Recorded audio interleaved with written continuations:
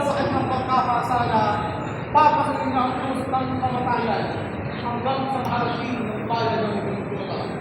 Wala akong pinanagutan sa pagkamatay ng tao yan. Pananagutan namin ang kanyang kamatayan. Ipako niya sa krus.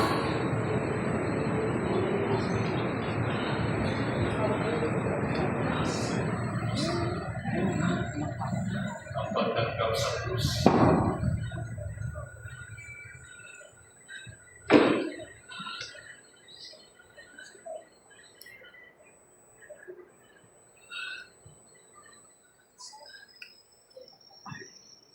Ama ko,